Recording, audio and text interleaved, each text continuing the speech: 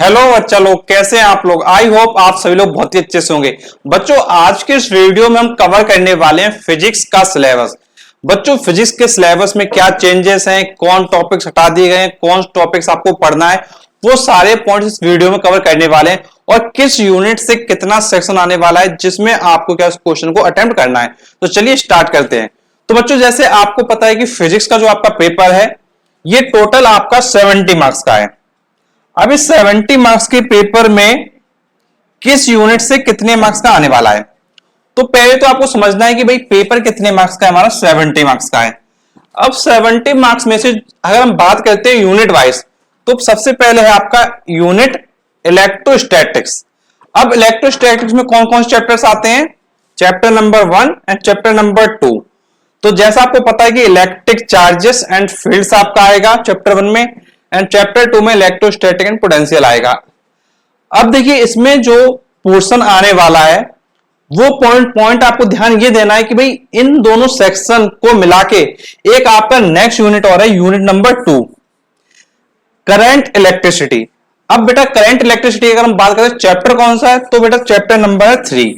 तो अगर आप एनसीईआरटी को देखेंगे तो इतना जो पोर्शन है, जो बेटा ये पोर्शन है आपका, जिसको आप कहते हैं इलेक्ट्रिक, तो बेटा ये पूरा पोर्शन आपका जो आने वाला है वो आने वाला है 16 मार्क्स का।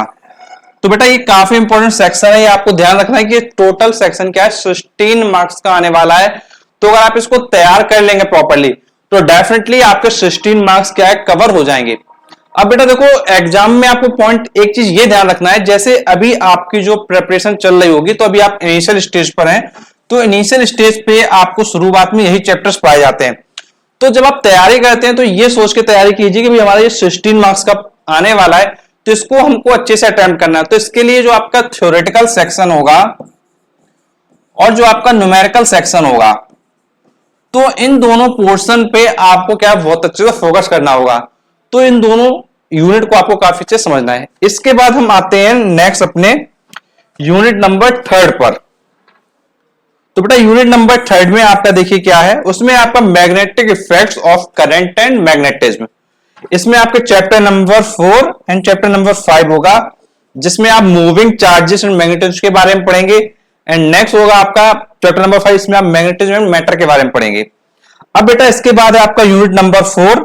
अब बेटा यूनिट नंबर 4 को आप देखेंगे तो इसमें बेटा क्या है, इसमें आपका इलेक्ट्रोमैग्नेटिक इंडक्शन, जिसको आप ईएमआई कहते हैं, और अल्टरनेटिंग करंट, जिसको आप एसी कहते हैं।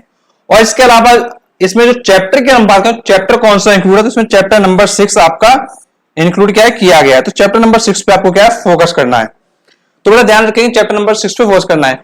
अब बेटा थोड़ा आप आगे अगर देखेंगे तो थोड़ा मैं आपको आगे दिखाता हूं, इसको थोड़ा हम ऊपर करके चलते हैं। तो बेटा जैसा आपको मैं दिखा रहा था यूनिट नंबर 3 और 4 का, तो इसको हम देख लेते हैं बेटा।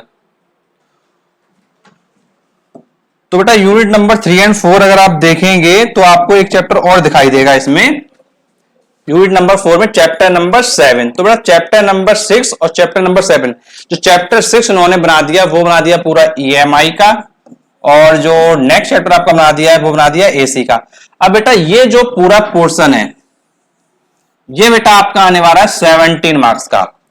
तो आपने देखा जो पूरा इलेक्ट्रिक वाला पूरा पोर्शन था वो था आपका 16 मार्क्स का, और जो पूरा मैग्नेटिज्म वाला पोर्शन है पूरा वो है आपका 17 मार्क्स का। तो बेटा ये दो सेक्शन जो बच्चा कर लेता है वो ये मान के चलिए, अगर आपने अच्छे से कर लिया है तो पास होने से तो आपको कोई रोक ही नहीं सकता है। क्यों? क्योंकि केवल आपकी 4 यूनिट्स में इतना ज्यादा क्वेश्चन आ रहा है, इतने ज्यादा मार्क्स का पेपर आ रहा है कि आप आसानी से कर सकते हैं। अगर आप इनको ऐड करेंगे, देखिए 7 6 आपका होता है 13, कैरी 1 हो जाएगा, तो ये आपका 33। तो बेटा 33 का तो पेपर आपका सिर्फ स्टार्टिंग की 4 यूनिट से हो जाता है। तो इसलिए आपको फोकस ये करना है कि भाई ये जो हमारा मैग्नेट वाला पोर्शन है और इलेक्ट्रिक वाला पोर्शन है, अगर इसको आप कर लेंगे तो डेफिनेटली आपका 33 मार्क्स का हो गया। अब बचा है पेपर आपका 37 मार्क्स का, उसको देखते हैं किससे क्या आने वाला है। तो बेटा अगर हम नेक्स्ट पोर्शन अगर हम देखते हैं तो बेटा अब आपका आएगा इसमें unit number 5 and unit number 6। अब बेटा यूनिट नंबर 5 में देखिए क्या है, इसमें ये जो पोर्शन है ये है आपका वेव। तो बेटा इसमें वेव्स का पोर्शन आएगा और नेक्स्ट है आपका ऑप्टिक्स। तो बेटा ये दो सेक्शन बहुत ज्यादा इंपॉर्टेंट है। अब बेटा ये दो सेक्शन भी बहुत ज्यादा एग्जाम में पूछा जाता है, बहुत ज्यादा इसकी डिमांड रहती है, और ये दोनों अगर मिला दें तो टोटल ये आपका आने वाला है 18 मार्क्स का। मतलब 18 मार्क्स का ये यहां से आप क्या इसको कर सकते हैं अगर आप रे ऑप्टिक्स और वेव ऑप्टिक्स काफी अच्छे से कर ले जाते हैं। तो इसमें बेटा अगर हम बात करें इलेक्ट्रोमैग्नेटिक वेव्स में, तो ये आपका चैप्टर है, सेम चैप्टर है इलेक्ट्रोमैग्नेटिक वेव। एंड अगर बात करते हैं हम ऑप्टिक्स में, तो इसमें आपका रे ऑप्टिक्स आएगा एंड ऑप्टिकल इंस्ट्रूमेंट्स आएगा। एंड जो लास्ट चैप्टर है वेव ऑप्टिक्स, ये आपका कवर होगा। तो अगर आप इतना पोर्शन कर लेते हैं तो बेटा ये जो पोर्शन आपका है ये टोटल आपका आपको दिलाएगा 18 मार्क्स, और काफी अच्छा पोर्शन है, काफी ज्यादा एग्जाम में डिमांड रहती है। तो बेटा ये भी बहुत स्कोरिंग है। तो बेटा आपको क्या करना है, जैसे इलेक्ट्रिक हो गया, आपका मैग्नेट हो गया, आपका ऑप्टिक्स हो गया, रे का हो गया, वेव का हो गया, तो ये पोर्शन आपको कवर करने हैं। तो जैसा आपने देखा ये 16 का था, ये 17 का है, ये आपका 18 का है। तो ये 3 सेक्शन भी बच्चे अगर आप कवर कर लेते हो तो डेफिनेटली स्कोर इतना अच्छा लेके आओगे कि जितना आप सोच भी नहीं सकते हो। बेटा एक बस एक चीज ये ध्यान रखो, जो भी हम तैयारी कर रहे हैं उसमें जो भी हम पढ़ रहे हैं वो 100% पढ़ो आप। अब 100% से क्या होगा, जब आप किसी भी टॉपिक को किसी भी को अच्छे से कर लोगे तो यहां पे जो आपके मार्क्स हैं वो डेफिनेटली बहुत अच्छा आएंगे। और बेटा काफी बच्चे हैं जो 98% बहुत ही इजीली ला लेते हैं। बस इंपॉर्टेंट चीज ये है कि भाई आपको जो पढ़ना है वो अकॉर्डिंग टू सिलेबस पढ़ना है। एक बहुत इंपॉर्टेंट बता रहा हूं मैं आपको, अकॉर्डिंग टू सिलेबस ही पढ़ना है।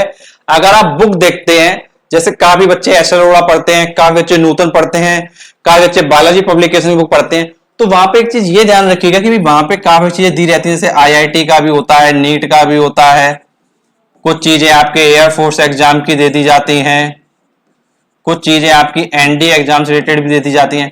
तो बेटा बुक पढ़ते समय ये ध्यान रखिए कि भाई हमको क्या पढ़ना है, हमको अपना क्लास 12th क्लियर करना है। तो according to class 12th focus कीजिए। अगर आपको इन एग्जाम से फोकस करना हो तो बेटा इन एग्जाम के लिए स्पेशल बुक्स आती हैं रिलेटेड टू एग्जाम, तो आपको सिर्फ इन एग्जाम के लिए इन एग्जाम के अकॉर्डिंग बुक पढ़िए। आप क्लास 12th के लिए सिर्फ क्लास 12th पे फोकस करेंगे तो परसेंटेज जो होगा आपका बहुत अच्छा आएगा। अदरवाइज बेटा होता क्या है, बच्चा तो पढ़ता तो पूरी साल है, उसकी एक्सपेक्टेशन होता है कि भाई मेरा 95% आएगा, मैंने सब कुछ पढ़ दिया, लेकिन बेटा परसेंटेज क्या है, कम रह जाता है। रीजन क्योंकि वो बच्चा 12th के साथ में उस बुक से पढ़ा था इन चीजों को। तो एक्चुअली होता क्या है कि इन एग्जाम में थोड़ा डिफरेंट डिमांड रहती है, और जो आपका क्लास 12 का सब्जेक्टिव पेपर होता है उसमें थोड़ा डिफरेंट डिमांड रहती है। तो आप अपने एग्जाम के पैटर्न के अकॉर्डिंग अगर पढ़ेंगे तो डेफिनेटली काफी अच्छा मार्क्स क्या लेके आएंगे। तो ये चीज आपको बहुत अच्छे से ध्यान रखनी है। तो बेटा ये आपका रे ऑप्टिक्स का पार्ट हो गया। फिर आगे हम लोग आगे देख लेते हैं। फिर इसके बाद बेटा आपका नेक्स्ट पोर्शन है यूनिट नंबर 7, इसको देख लेते हैं। बेटा अगर आप नेक्स्ट यूनिट को कवर करेंगे, देखिए बेटा नेक्स्ट यूनिट है आपका dual nature of radiation and matter, और नेक्स्ट है फिर इसके बाद एटम्स एंड न्यूक्लियाई। अगर आप इन दोनों यूनिट्स को देखेंगे तो ये दोनों यूनिट्स मिलके आपको देंगे 12 मार्क्स।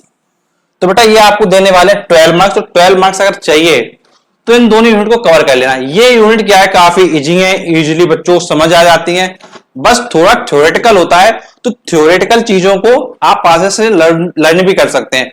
तो थ्योरेटिकल चीजों पे बहुत ज्यादा माइंड नहीं लगाना है, केवल आपको थोड़ा सिस्टमेटिक वे में अगर आप फॉलो करेंगे तो काफी अच्छे से चीजें क्या कवर हो जाती हैं। तो जैसे हम बात करते हैं dual nature of radiation and matter, इसमें आपका ये चैप्टर नंबर 11 कवर हो जाता है। एंड एटम्स एंड न्यूक्लियाई में चैप्टर नंबर 12 आपका एटम है, एंड चैप्टर नंबर 13 आपका न्यूक्लियाई है। तो बेटा इन दोनों कवर कर लें, उस 12 मार्क्स आपके और मिल जाएंगे आपको। आफ्टर दैट आपका लास्ट यूनिट है इलेक्ट्रॉनिक डिवाइसेस। अब इसमें बेटा जो चैप्टर आपका आएगा उसमें आएगा सेमीकंडक्टर आएगा, आपका डिवाइस एंड सिंपल सर्किट्स आएगा, और ये टोटल आपका यूनिट होगा 7 मार्क्स का। तो यहां से आपका आएगा 7 मार्क्स का। अब बेटा अगर आप इन सबको टोटल करेंगे तो ये पेपर आपका टोटल हो गया 70 मार्क्स का। तो बेटा 70 मार्क्स का पेपर इस तरीके से आपका क्या है, हो गया है। तो आपको ध्यान रखना है कि 70 मार्क्स का पेपर कैसे हुआ है। अब बेटा इसमें आगे आपको देखिए क्या करना है, आगे इसके अंदर का पोर्शन देखना है कि भाई इलेक्ट्रोस्टैटिक में क्या क्या है। तो बेटा इलेक्ट्रोस्टैटिक में क्या क्या है, इसके लिए मैं आपसे एक बात बस सिंपल सी बात कहूंगा कि आप एक काम ये करते जाओ, जैसे मैं आपको दिखा रहा हूं इलेक्ट्रोस्टैटिक का portion.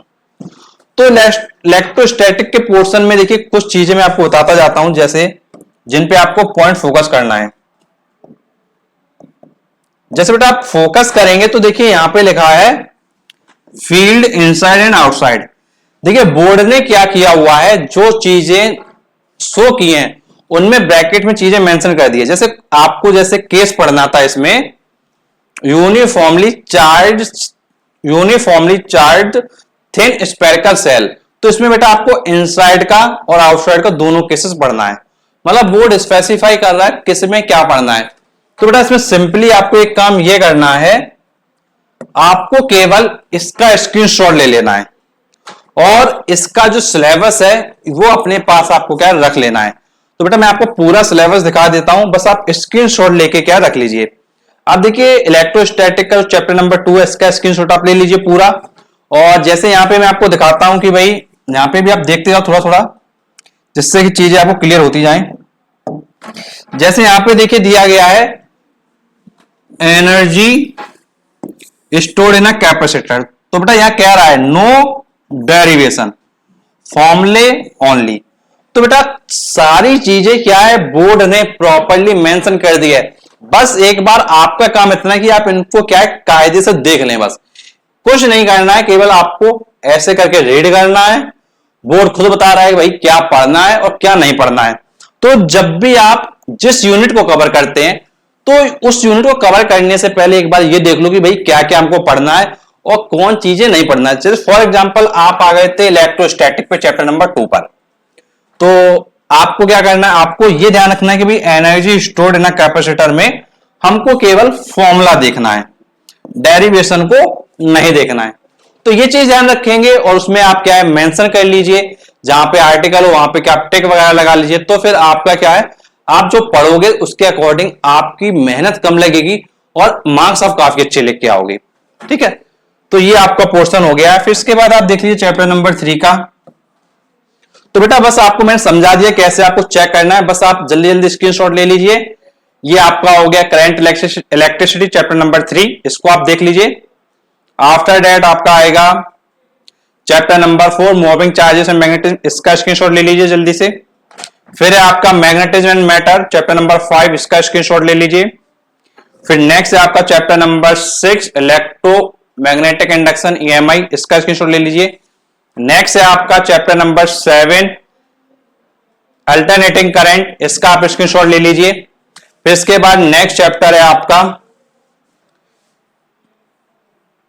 Chapter number 8 electromagnetism and wave, इसका आप स्क्रीनशॉट ले लीजिए। तो थोड़ा मैं उधर साइड चला जाता हूं जिससे कि आपका स्क्रीनशॉट क्या है प्रॉपर्ली आ जाए, तो इसका आप स्क्रीनशॉट ले लीजिए। अब आफ्टर दैट आपका आएगा chapter number 9 ray optics and optical instrument, आप इसका स्क्रीनशॉट ले लीजिए। फिर इसके बाद नेक्स्ट है आपका चैप्टर नंबर 10 वेव ऑप्टिक्स, आप इसका स्क्रीनशॉट ले लीजिए। आफ्टर दैट आपका नेक्स्ट पोर्शन है आपका chapter number 11 dual nature of radiation and matter, तो इसका स्क्रीनशॉट आप ले लीजिए। फिर नेक्स्ट आपका चैप्टर नंबर 12 एटम्स, इसका आप स्क्रीनशॉट ले लीजिए।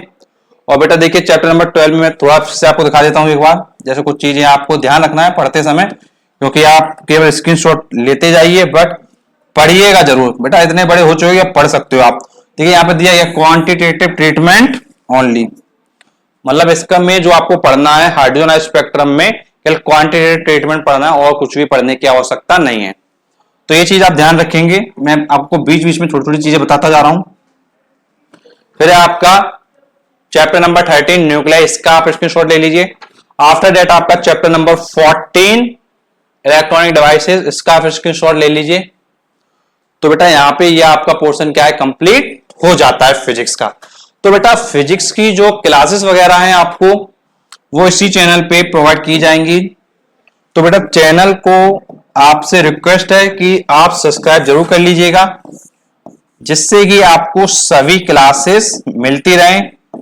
और बेटा चैनल आपको पता है ट्यूशन वाला CBSE, अगर आप इस चैनल को सब्सक्राइब कर लेते हैं तो आपको क्लास 12th की सभी फ्री क्लासेस मिलती रहेंगी और इसमें आपको फिजिक्स का बेसिक से हर एक चीज कवर की जाएगी और ऐसे आपको पढ़ाया जाएगा कि आप बिल्कुल जीरो टू हीरो बन जाएं।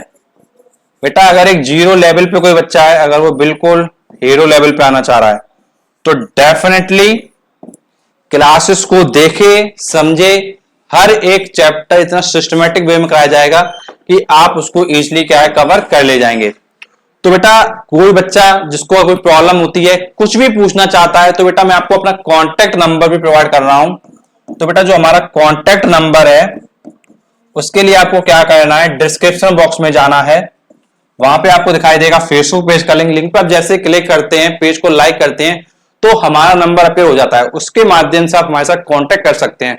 और बेटा सोशल मीडिया प्लेटफॉर्म्स है हमारे, उन सभी सोशल मीडिया प्लेटफॉर्म के लिंक्स क्या है डिस्क्रिप्शन बॉक्स में मिलेंगे, आप उनके साथ कनेक्ट हो सकते हैं और कोई भी प्रॉब्लम आती है जरूर पूछें। और बच्चों हम आपसे मिलेंगे नेक्स्ट वीडियो, तब तक थैंक यू सो मच।